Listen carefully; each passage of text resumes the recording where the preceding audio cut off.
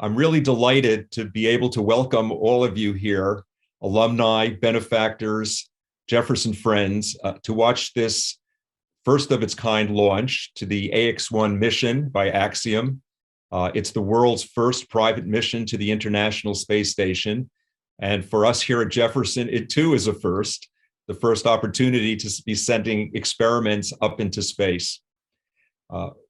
This is really an outgrowth of a lot of work that's been done in building the Jefferson Israel Center with the founding director, Dr. Tzvi Grunwald, over these last few years. And the opportunity for doing this sort of thing comes out of the choice of Israel as one of the countries for a global center, given its startup nation gestalt, and really being a home to so many innovative institutions, not the least of which is Sheba Medical Center, our partner in the particular experiments that we're doing here. Sheba being ranked at number 10 in the most recent Newsweek ranking of academic medical centers, and really being viewed, like us, as one of the more innovative institutions around the country. With our Jefferson Israel Center and our other global centers, we are clearly taking Jefferson global. And now with today's launch, we're going beyond the globe. For us, it's the first foray in space medicine, although in fact, we have been working with NASA through the Department of Neurology on lighting in the space station. And now we have the opportunity to actually take experiments that we've designed together with Sheba and send them up into space. You'll now have the opportunity to hear from 3 project leads. And again, I want to take this opportunity to welcome you. Thank you for being with us on this very historic day for our institution.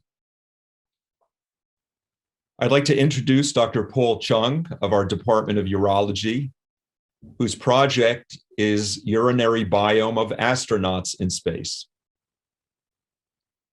Hello, my name is Dr. Paul Chung, and I'm Associate Professor of Urology here at Thomas Jefferson University. Thank you for joining us to celebrate the launch of the AX-1 mission and to hear our work that will be being performed on the International Space Station. Our work is entitled An Evaluation of the Human Urinary Microbiome and Urinary Symptoms Throughout a Short Duration Space Flight. To give you a little bit of background information, the human microbiome is the sum of all genetic information that belongs to the resident microbiota. And this is the non-human life that colonizes the body. Contrary to popular belief, urine is actually not sterile and is rather composed of a complex microorganism environment. And newer microbiology techniques have allowed us to identify this type of information. Early studies that have been performed suggest that the urinary microbiome may be associated and may be correlated with changes in our urological symptoms. In general, the urinary microbiome is an understudied field and is now just starting to be examined and characterized. And prior NASA studies have shown that urinary symptoms can actually be increased during space missions. There are reports of several space travelers developing urinary tract infections on orbit, as well as even not being able to urinate. So as space travel becomes more popular in the future, it will be important that we are able to protect the travelers in addition. One other exciting element is that when we study the human body, we often want to find environments where the body is most stressed. And you can understand that space travel may be one such example. And in a stressful environment where changes may be accentuated, this will help us to understand what changes may be occurring in a less stressful environment, such as here on Earth. So we hope to use space travel as a way to accentuate changes in the urinary microbiome and to be able to find alterations that we may be able to correlate with life here on Earth. The aims of our study are to describe alterations in space travelers' urinary microbiome during and after a short duration space mission, and also to associate changes that we may find in the urinary microbiome with changes in self-reported urinary symptoms, which we will identify through questionnaires. To describe this a little bit more in detail, this is both a ground-based flight ground-based study as well as an in-flight study. We will be collecting urine samples before the space mission while the space travelers are in quarantine. We will then collect urine samples on orbit on the International Space Station, and then we will collect urine samples afterwards. So this will give us a few opportunities to evaluate changes in the microbiome. Urine samples will be collected using NASA urine collection kits as well as midstream urine samples. And then space travelers will complete urinary symptom questionnaires at each urine collection. The microbiome analysis will be performed by a statistician who's familiar with this type of technology. And the actual microbiome identification will be performed using what's called next generation sequencing. This is a study that can only be successful with a group of collaborators. We have an exciting crew who is joining us from Sheba Medical Center here at Thomas Jefferson University, Texas Tech University, and Queen's University in Canada, who are helping to collaborate and to help to make this mission successful. So we appreciate your interest in learning about what we're doing, and we hope to present our findings to you in the near future. Thank you very much.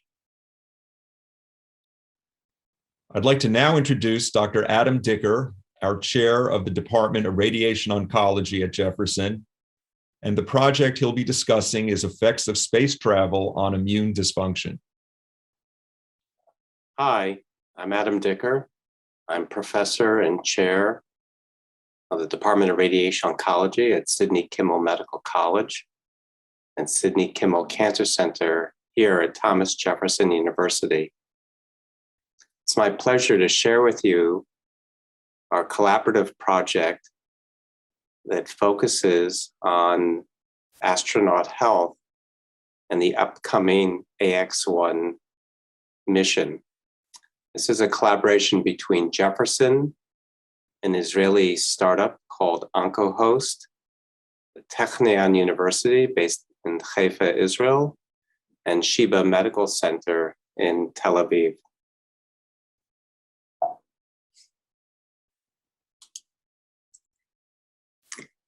The unmet problem that we're studying is, why do astronauts, after a space mission, have an impaired immune system?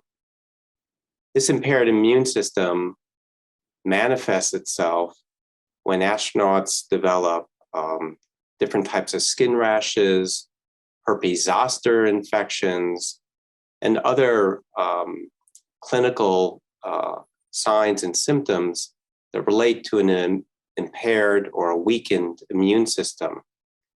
And that's what we sought to study on this mission.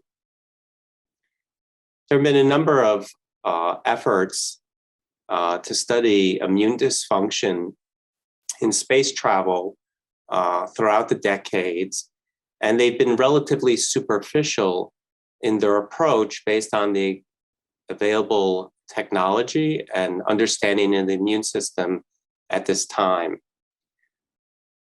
What we did, and this is a picture of myself on the upper left, Professor Yaakov Lawrence of Sheba Medical Center on the upper right, Dr. Michal Harel, a proteomic scientist at OncoHost, and Dr. Yuval Shaked, professor of cancer medicine at the Technion Medical Center.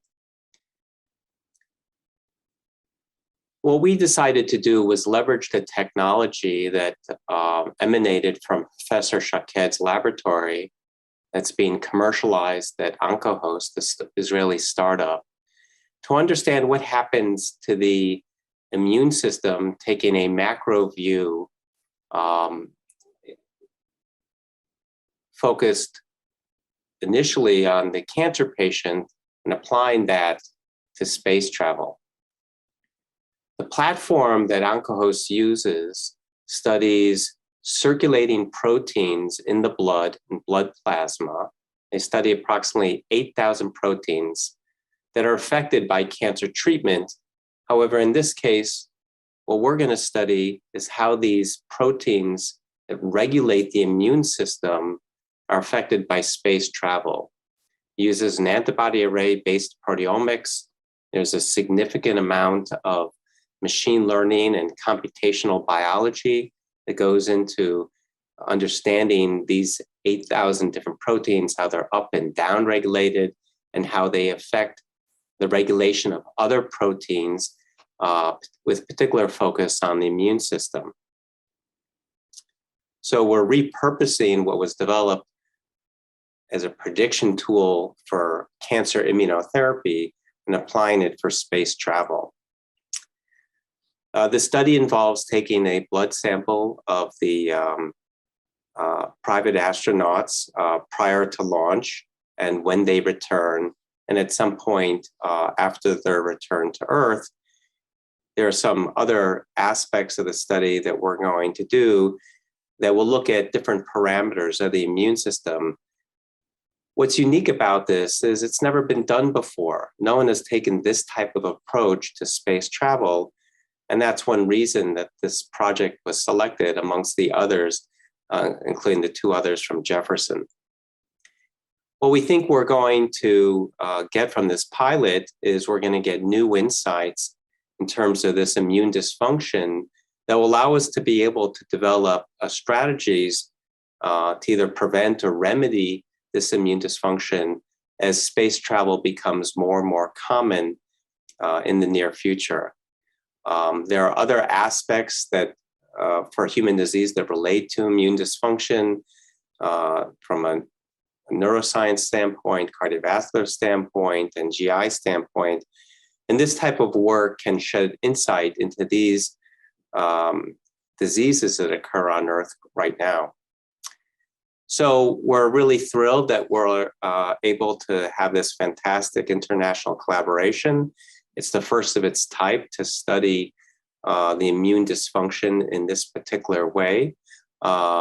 It's both a private, public, government collaboration, and it's a privilege to be part of this Jefferson team. Thank you very much. I'd like to now introduce Dr. John Hannafin of our Department of Neurology at Jefferson, who will talk about stress interventions on novice space travelers. Hi, Dr. John Hannafin, Associate Director of the Late Research Program here at Thomas Jefferson University. Here to speak about the Axiom Mission that we were chosen by the Ramon Foundation to perform on the upcoming AX-1 flight. So we are working with Sheba Medical Center, Dr. Harel Paris and his colleague Asaf Kaspi, along with our colleagues here at Jefferson, Zvi Grunwald, the director of the Israel Center, as well as Bud Brainerd, Dr. Brainerd, my mentor and longtime director of the Late Research Program. We are, our aims are to evaluate the impact of stress on sleep, evaluate the role of the new ISS lighting system on sleep, and I'll have a few words to speak further about that in a moment, and to evaluate the capacity of the new ISS lighting system to support vision. So pictured here on the left is the SSLA. It is what is installed on station as the lighting. Basic science from our lab had informed NASA engineers at Johnson Space Center and Kennedy Space Center in the development of this lighting technology. These lights both enable the support of vision, obviously, as well as providing the ability to impact biology and behavior. Our program helped guide NASA specifications for lighting on ISS, and we've been funded by NASA to run trials of vision testing under specified lighting conditions that are flown on ISS. So we hope to, we are including wearable actigraphs and sleep logs to collect data on station, along with working with colleagues from the Canadian team. We are running and have run tests of the color vision for FM 100 and Lanthony color vision at both desaturated and saturated, as well as numerical verification testing, picture down on the right, lower right there, you can see the various contrasts.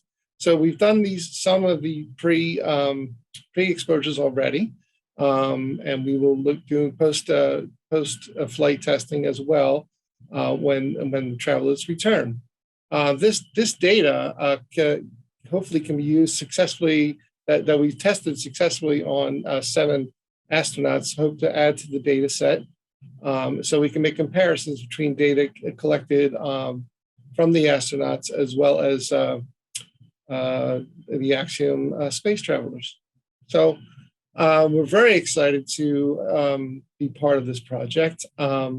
We're very much looking forward to continuing our collaboration with Sheba in some capacity to help contribute to data on stress and how that can be evaluated on missions to station, as well as lead to the development of appropriately designed lighting systems for new flight technologies and habitats to serve as countermeasures to mitigate risks for future exploration missions. So I thank you for your time and thanks so much for listening.